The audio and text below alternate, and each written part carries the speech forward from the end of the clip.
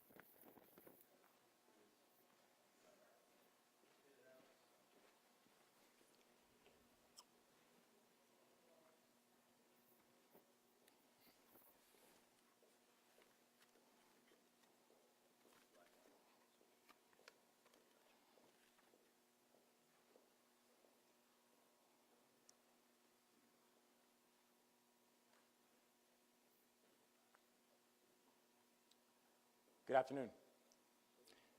Let me start by, as always, praying for the victims of the Key Bridge collapse and their loved ones. To all the families, we want to say that for each and every one of you, you're in our hearts, you're in our thoughts, and you continue to be in our prayers. Están en nuestros corazones, están en nuestros pensamientos, y están en nuestras oraciones. 1 week ago today, the Key Bridge collapsed. 1 week later, these families are still living a nightmare, and we need to respect their call for privacy. I also want to, as always, recognize our first responders and emergency personnel. To all of you, thank you. This morning, I received a briefing from Unified Command. Our collective response continues. And today, I'll provide a few updates on the 4 directives that I've issued to our team. As a reminder, they are, first, we need to give closure to these families. The second, we need to clear the channel and open vessel traffic to the port. Third, we need to take care of our people who have been affected by this crisis. And that means our families, that means the workers, that means the businesses, that means everybody. And fourth, we need to and we will rebuild the Key Bridge. Now first, on our recovery efforts, we need to do more work clearing the channel in order to move forward. Current conditions make it unsafe for rescue divers to return to the water, and I've said it already, and I will keep on saying it, we have to move fast, but we cannot be careless.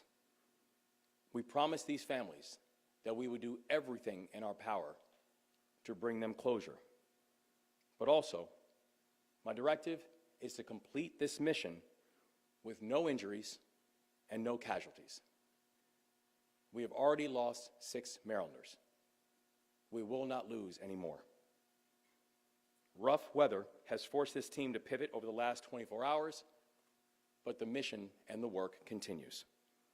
This morning, crews were setting buoys in the rain to make sure vessels could navigate the waterways. This morning, engineers and salvage teams continued with wreckage assessments and site analysis to make sure that we have a clear understanding of the work site. This is a 24/7 operation, and that cadence, it will not stop. On clearing the federal channel and opening vessel traffic to the port, we have opened 2 temporary channels that can support commercial traffic. One temporary channel is on the northeast side of the collapse with a controlling depth of 11 feet. We opened another channel today at around 1315 or 115, and it measures 14-foot depth. These channels will support traffic from small boats, and yesterday we had 1 fuel barge, 1 scrap barge, and 1 scrap barge move through the temporary channel on the north side. And I'm thankful that after only a week after the collapse, we have pathways and channels so commercial traffic can now move through. But I do want to be clear. We are still a long way from being able to get the size and the cadence of the commercial traffic back to where it was before the collapse. So the fact is, right now, we're still talking about an 11-foot channel and also a 14-foot channel. And so if I can just put that in a bit of perspective.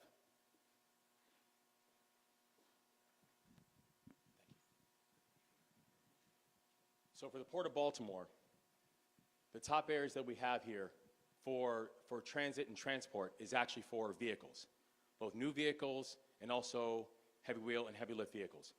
That is where the Port of Baltimore has the most significant amount of emphasis. What we're seeing right here is a visual of the collapse site. Over here is where we have the dolly.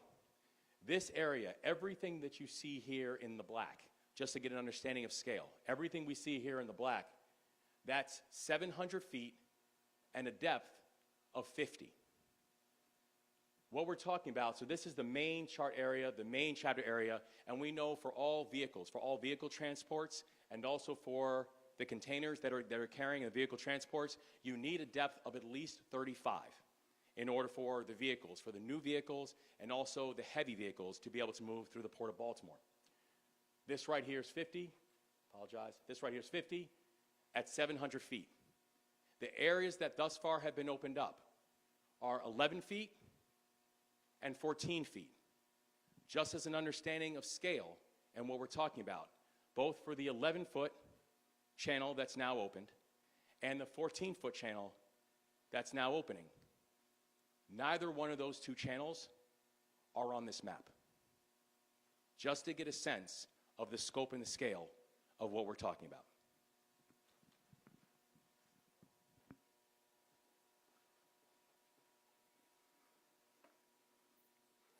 So we know that in order for that to happen, for example, to get those vehicles, and what's going to happen as we can then get to a 35-foot depth and a 35-foot draw, that we can start getting the larger ships back on.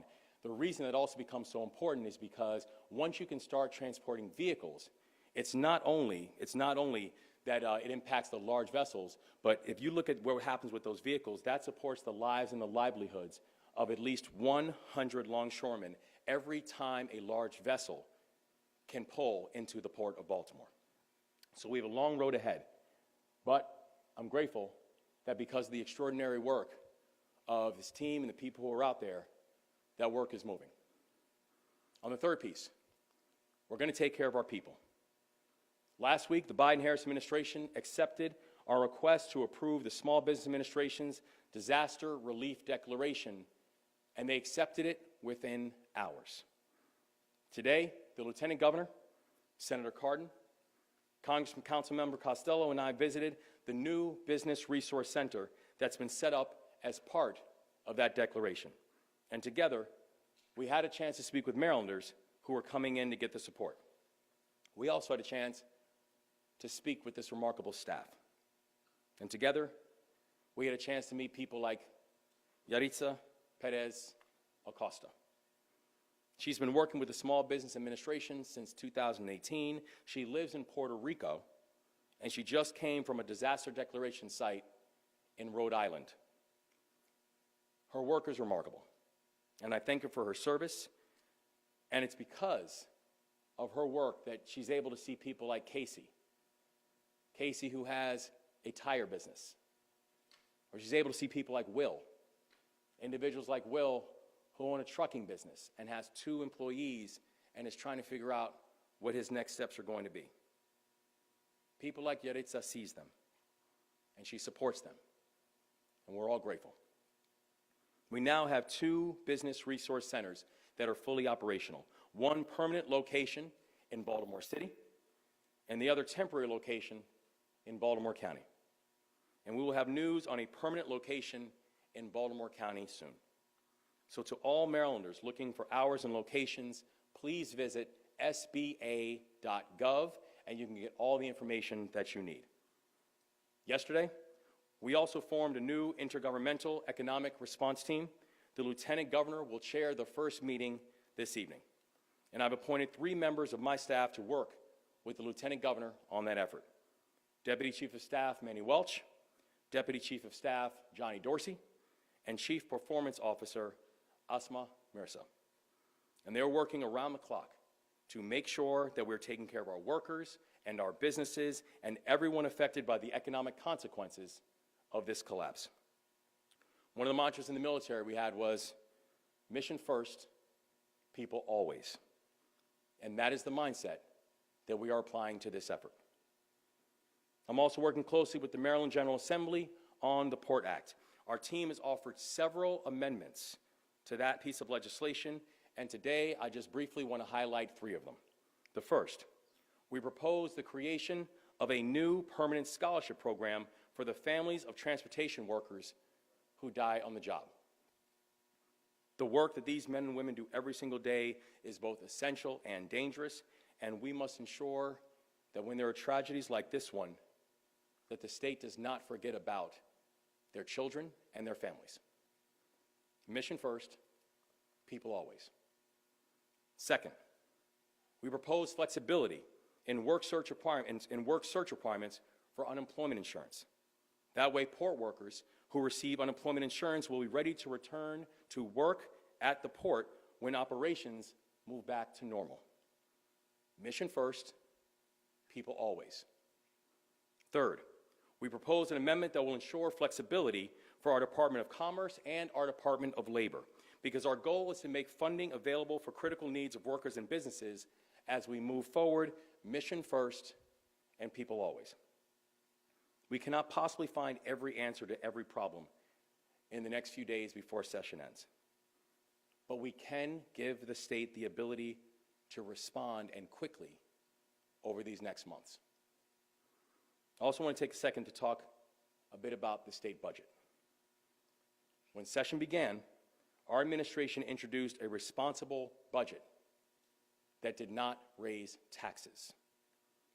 The House and the Senate have been moving through their process over the last several weeks to get a final budget to my desk for signature, and we are now 7 days from the end of session. So yesterday, I signed an executive order extending the legislative session by 10 days. I recognize that the House and the Senate are coming to the table with different perspectives. I know they are both working in good faith to achieve a resolution. And the parties are not that far apart. We all want to do what's best for the people of this state. So what I did yesterday was necessary that we can provide both the House and the Senate the time to find a reasonable compromise and get me a budget that I can sign. Now, fourth, on rebuilding. We cannot rebuild the bridge until we clear the wreckage. But I'm telling you, we are going to get this done. We will clear the channel. We will move the dolly. We will rebuild the Francis Scott Key Bridge. Every day, I meet more people who prove what it means to be Maryland tough and Baltimore strong. And today, we are here with Chief Petty Officer Morgan Merritt from the U.S. Coast Guard. She's in charge of the aids and navigation team. And they're the ones who help make these temporary channels navigable by commercial vessels. Her team was out in the pouring rain this morning, laying down navigation markers so ships could move through. There was nothing that was going to stop her or her team.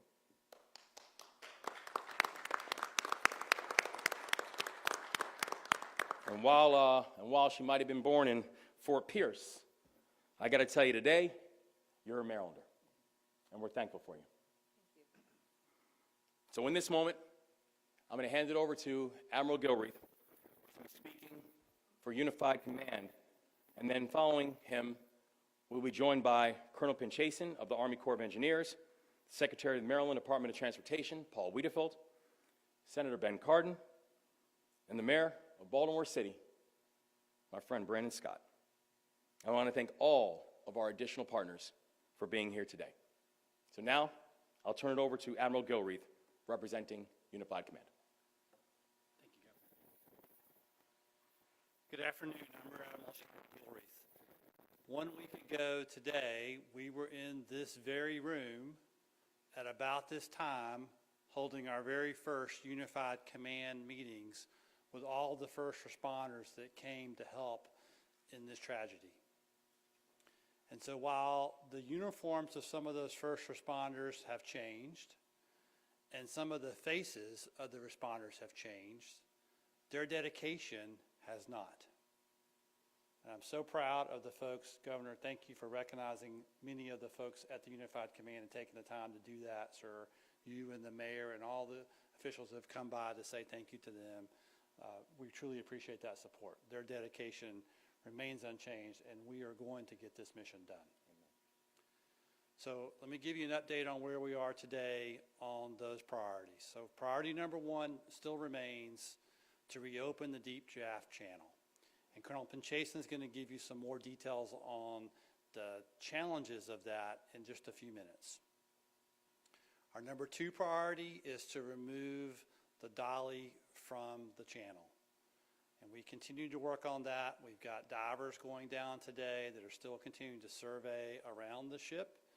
We've got engineers that are working to plan how we remove portions of the bridge from the dolly as well as remove damaged containers. And our third priority is to remove the rest of the bridge from the waterway. And we continue working along those lines, led by the efforts of the Maryland Department of Transportation and their contractors.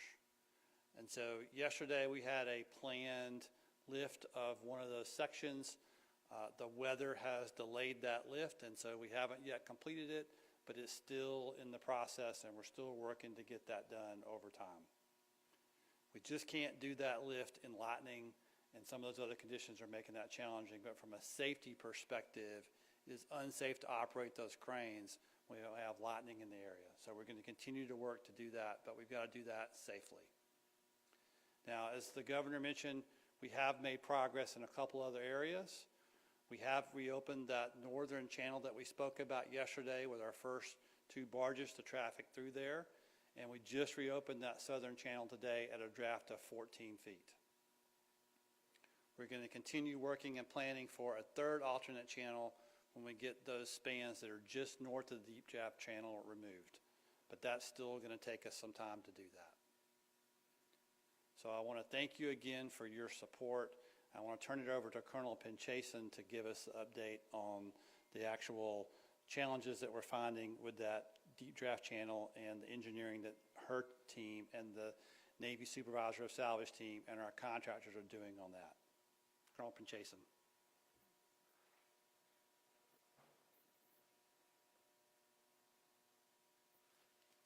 Notes. So Governor Moore, state partners, sir, it's a pleasure to be here today. Thank you for joining us today. Our priority remains clearing the federal channel, that 50-foot shipping channel, and that is an integrated operation for salvage operations and recovery operations. And when you mentioned earlier, sir, mission first, people always, that's exactly what that is. It's not just about the engineering. And I just, as you mentioned that, that's what came to me, because as our engineers are assessing and surveying and figuring out how they're going to lift those loads, they know in the back of their minds that they are also looking for any traces of the fallen and anything that they can recover. That is an integrated part of our effort. Mission first, people always. So thank you for inspiring that, sir. Yesterday and today, our teams are working as best they can considering the weather. Crane operations had to be paused temporarily, but they're back online now. The lightning hindered that for a little while, but as Admiral mentioned, we're able to continue in a safe fashion. We're taking every precaution we can to make sure our folks are safely operating and conducting salvage operations. The Unified Command consists of an amazing team of Department of Defense, federal, state, and industry partners from the salvage community. It is absolutely the right team to take on this challenge. And so we've implemented a very methodical, disciplined, but iterative approach where we assess and engineer and then execute. And we're getting a much better understanding of what we're dealing with by bringing in another dive team, by bringing in 3D survey capability and employing that over the last few days and getting a much better picture than what you're seeing on the skyline, and we're going to cover that there.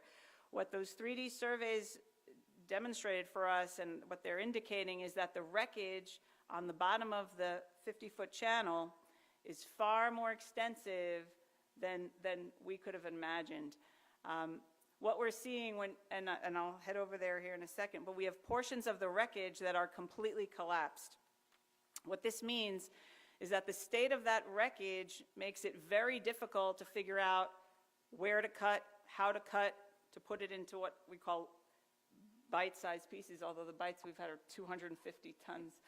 And we have crane capability that can lift more than that, so imagine these bite-sized pieces that are hundreds of tons. But to be able to do that, we have to be able to see what we're doing. And the collapse of that wreckage, it's not just sitting on the seabed, it's actually below the mud line. That makes it very difficult to know where to cut, how to lift and rig and lift. So I just wanted to make sure that we're sharing everything that we're learning, and I can help explain that a little more. Right now, all those surveys are being compiled from all our partners from across the entire effort. With each layer of survey data that we are collecting and compiling and analyzing, we're getting a much better picture of what it's actually going to get, what it's going to take to lift that up. I can't say enough about our team. We are joined by our nation's top salvage experts and our friends from the United States Navy, our salvage experts, Soup Sal, Supervisor of Salvage Operations Soup Sal, here with us. We could not do that without them and without our industry partners.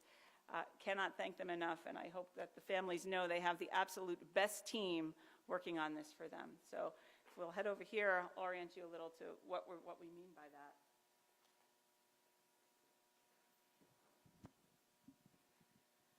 So as the governor mentioned, this is a survey graphic. I know it's a little pixelated. I don't know if we can shift.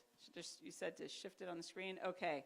This is what you all have seen. I think most of you have been out on site and have seen the wreckage. You've seen spans that look like some structural integrity there. These trusses that we see, that we used to love to see, that beautiful bridge, and they're sitting, laying in the water. But as you see below the water, it starts to get messy, right? It doesn't look like that. You can't even see what that means. You don't see any structural integrity there. So while here, this area that we were proposing to cut into bite-sized pieces and be able to place them on barges and be able to transport them away,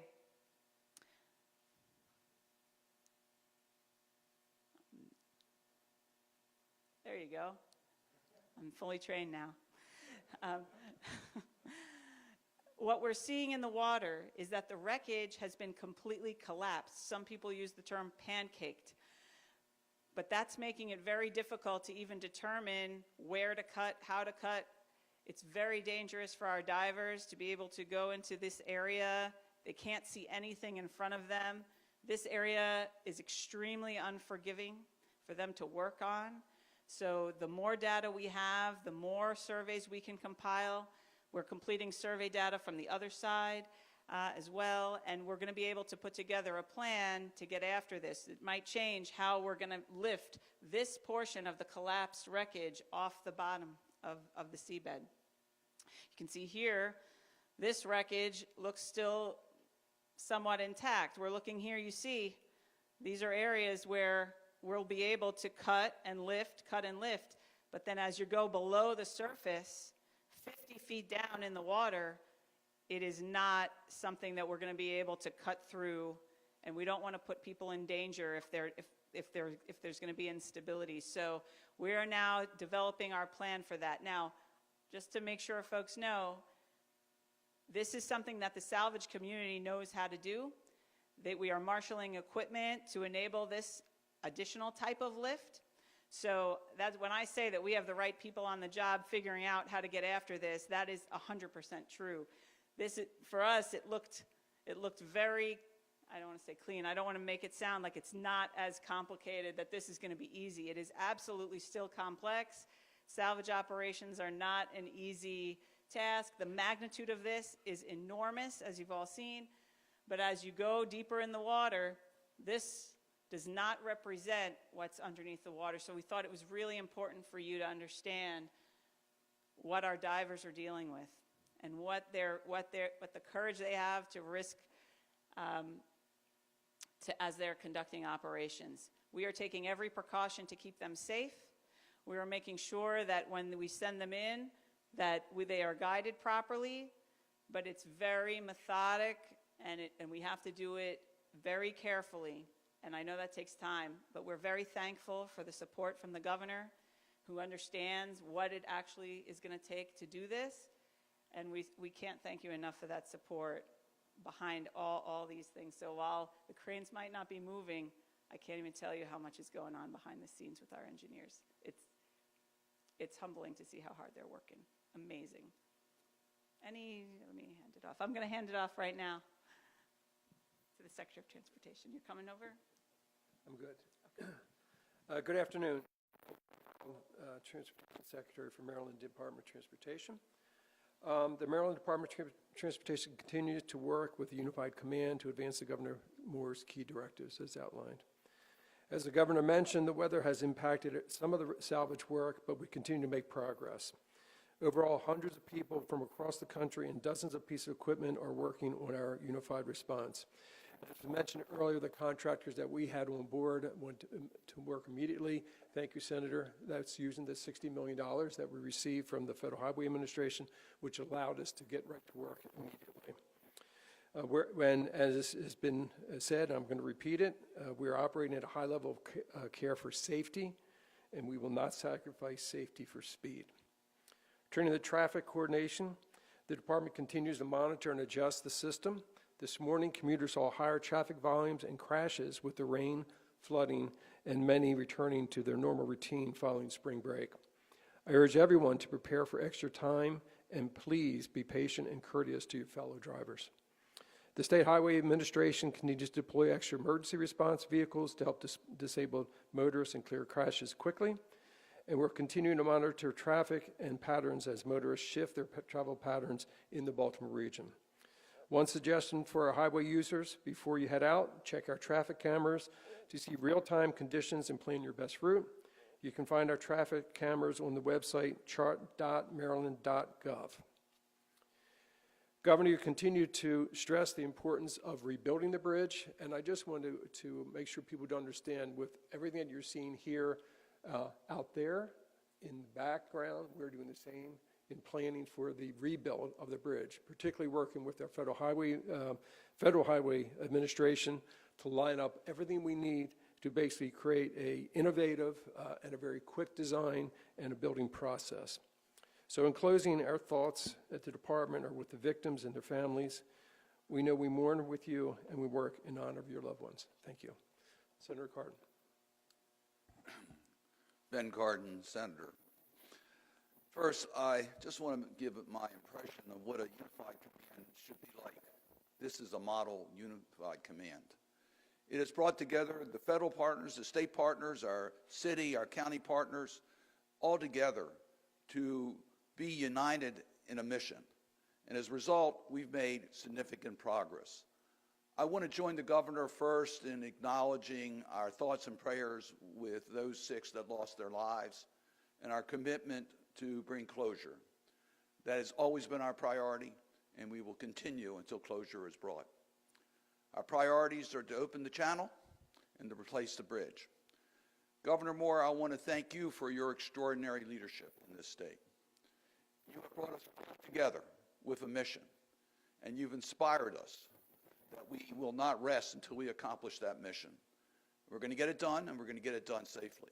Admiral, I can't thank you enough in regards to what the Coast Guard has done, and Colonel, in regards to the Army Corps. Our partners have been here. I'm frequently asked from our federal congressional delegation, will the federal government be there with the resources that Baltimore needs? Well, look at what resources have already been made available to Baltimore. The Army Corps has had the expertise of federal agencies. They've had the money, they've had the resources, they've had the equipment. President Biden has made sure that will be done. We have the resources necessary to deal with the mission of cleaning up the channel. And as Secretary Wiedefeld says, we have the resources to start the replacement of the bridge and to deal with the challenges, transportation challenges with the bridge coming down. Next week, I have scheduled a meeting for our congressional delegation with the OMB, Office of Management and Budget, with the state of Maryland, to make sure that we coordinate in Congress with the Biden administration to make sure they have all the resources they need to complete the mission in Baltimore. We recognize that the priority now is to open the channel. We can't replace the bridge until the channel is opened, although we start planning it. But we need to make sure that we have the commitment moving forward to replace the bridge with the type of bridge befitting our community and the needs of our community.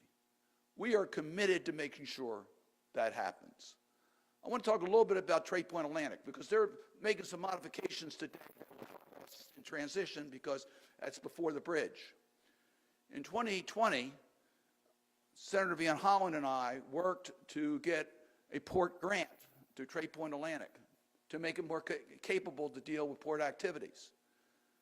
I want to thank again the Biden administration for being willing to modify that grant so that we can deal with what Governor Morris talked about, the roll-on, roll-off needs of the port through Trade Point Atlantic. It's that type of flexibility, it's that type of action that is allowing us to try to mitigate the severe damage to our economy and the regional economy as a result of the channel being blocked. I want you to know it is a team effort. Senator Van Hollen and I have worked closely with the Moore administration, along with Congressman Mfume and our entire congressional delegation. Mayor Scott, thank you for your extraordinary leadership, working with your counterparts, the county execs of Anne Arundel County and Baltimore County. I had a chance earlier today to visit the small business operations in Dundalk. Excuse me, around here. And it was actually in East Baltimore. I had a chance to see firsthand how important the SBA programs will be.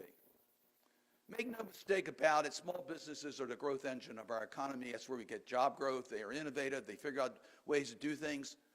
When you think of the Port of Baltimore, when you think of a port, you don't necessarily think about the hundreds and hundreds and hundreds of small businesses that are making that port operate.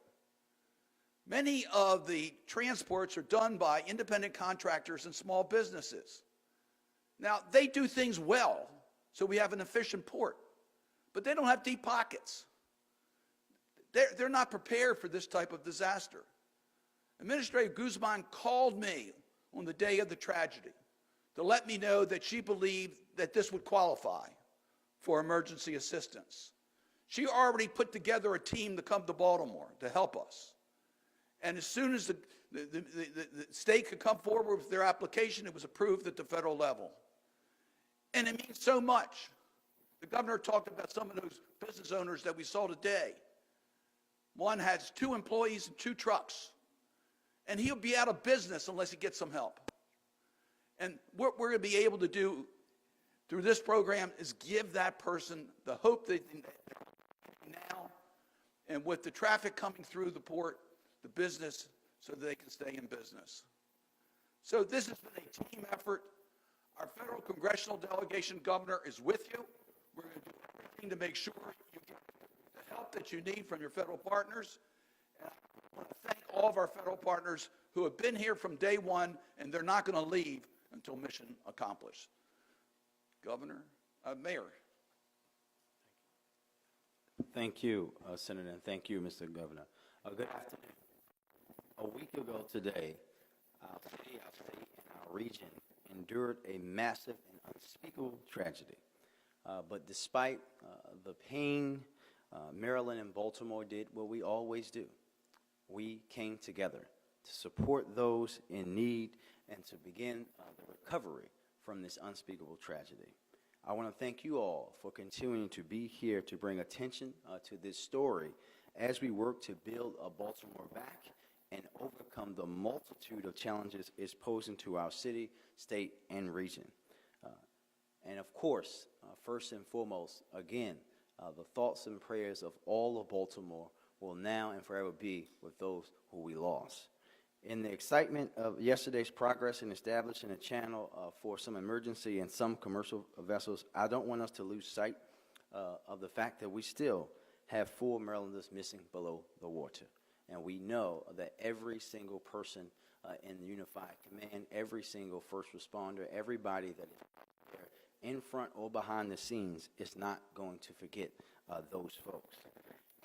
And I know that no one up here will rest until we bring them home and provide closure to their families. Yesterday, we talked about meeting with the union members from ILA and making the same commitment to them that we made to the families, that we will always be with them to see this through alongside them. Last night, I had the opportunity to meet with business owners impacted by the port closure, some of those small businesses that Senator Cardin was just speaking about, alongside my counterparts, Executive Olszewski and Pittman, representatives from the port, governor's team, Unified Command, to talk about what the outlook for their businesses look like and how we work with them to overcome it together. The road ahead is long and difficult, but we will navigate the challenges ahead and utilize every single tool we have to support businesses and their workforces. And we'll do that the same way we've done everything since that first phone call, together, in coordination, each relying on our unique tools and assets. Everyone should know, no matter how hard it is, our city will come out stronger, our state will come out stronger, and we will be more unified and more ready for the future than we were before this unspeakable tragedy. And we'll do that by focusing on our city and state's greatest asset, our people. And with that, Governor.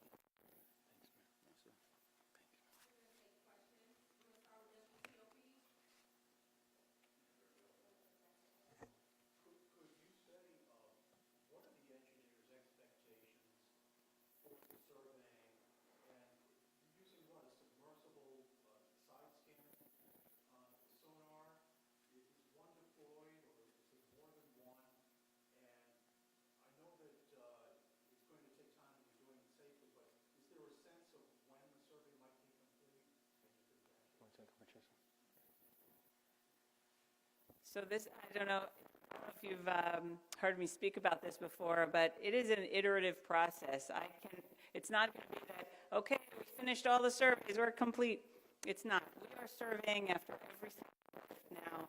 The 3D surveys that we're using, it's a COBRA system. It's a 3D multi-beam side scan survey. We have 2 of them right now. We have multiple dive teams. All the salvage operations, there are 3 salvers that are working 3 different efforts, and they all have teams. We also have engineers, surveyors.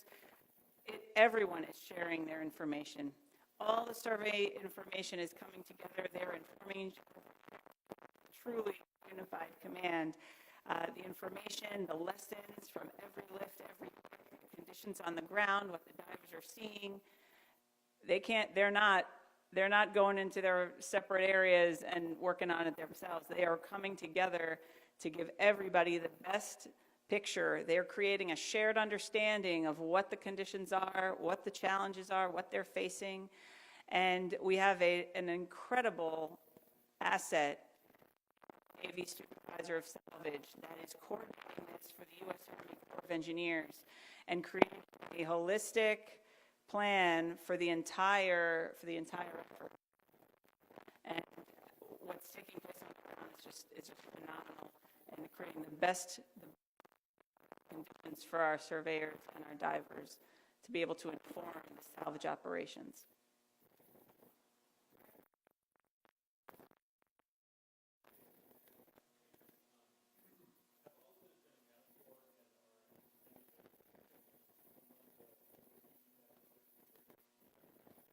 Secretary Rackwood.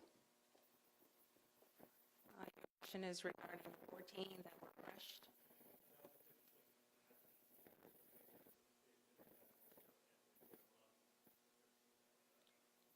They have 14 that were crushed, yes.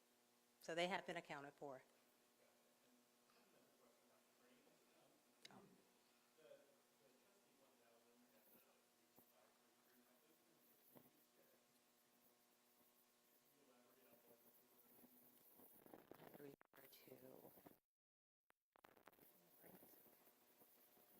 I'm Captain Sal Suarez, Supervisor Sergeant Diving. They have not been used yet. There are smaller cranes that are in operation at this moment for the quote-unquote smaller lifts. Really, we brought them all on station to have them in standby for when we need to go to larger lifts.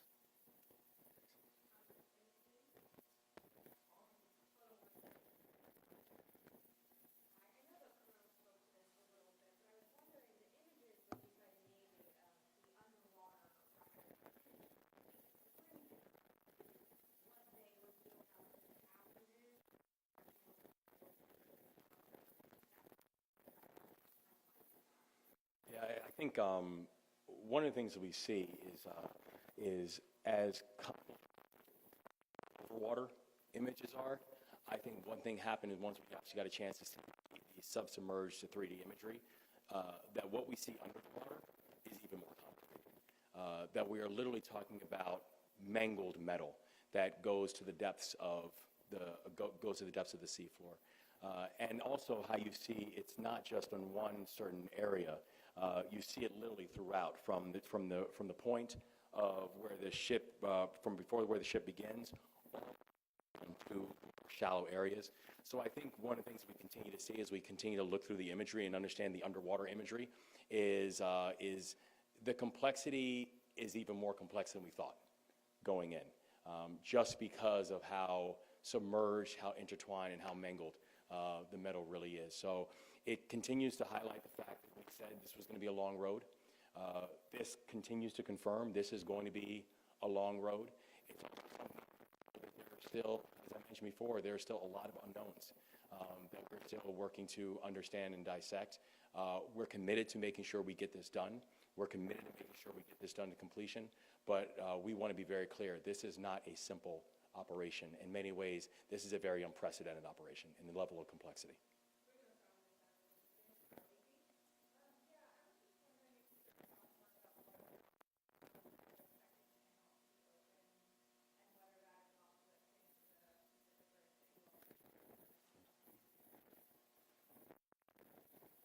So there were several things that needed to happen.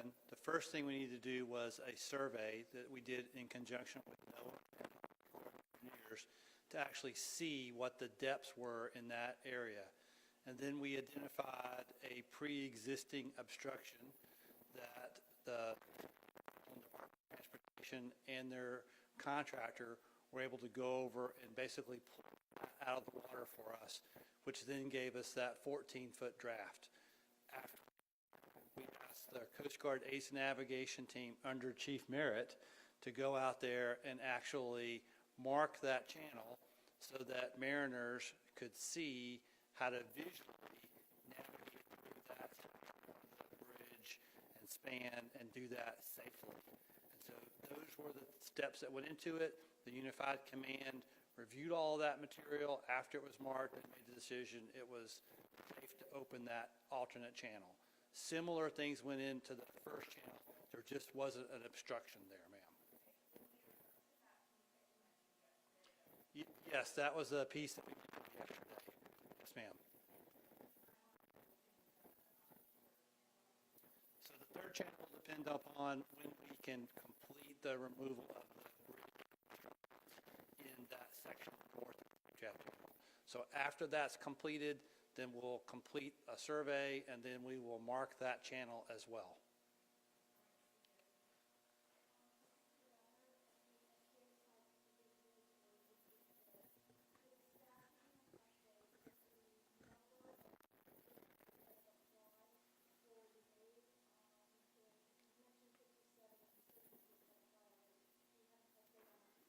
Yes, so they told us that 57 had come in and had come in online before. They were still calculating the numbers that had come in thus far for the day, but the indication that we got was that already the number was in the dozens of people. And what they were noticing was not just a flow of people who were both going online and going through the process, but a steady flow of people who are actually coming in to get their questions answered and put together in-person applications as well. So they've indicated that the flow has been steady, but the thing they also showed us is that they're prepared for it.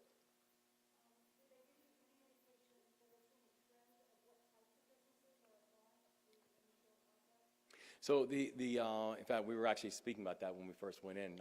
The senator and I were asking this question. All the things that they're seeing are people who have some form of attachment to the port.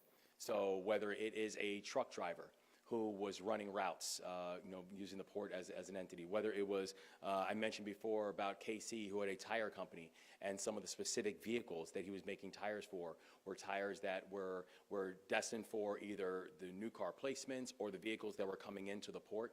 So the only consistent thread that they told us they were seeing was just showing that the variance of impact that this port, that the maritime operations of the port were having on individual businesses. Thank you.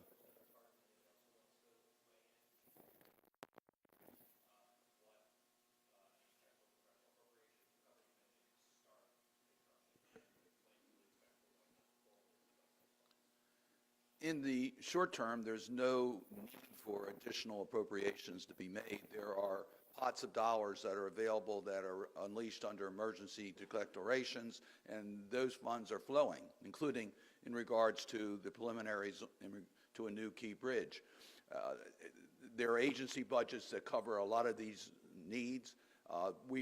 They're prepared for these types of emergencies. So there's been no slowing down, and we don't anticipate any slowing down. There is a limit to how much funds are appropriated. So there comes a time when you have to replenish those funds. That goes through the normal, in many cases, the normal appropriation process is not necessarily designated to Baltimore or the Key Bridge, but there are going to be funds that are going to be necessary to be replenished as a result of this type of an emergency. When you have a tragedy like this, a catastrophic event to infrastructure that has national significance, the Congress has come together to make sure the resources are there so that infrastructure can be replaced. And I want to acknowledge Senator McConnell, the Republican leader of the Senate, for his positive comments today about the federal government.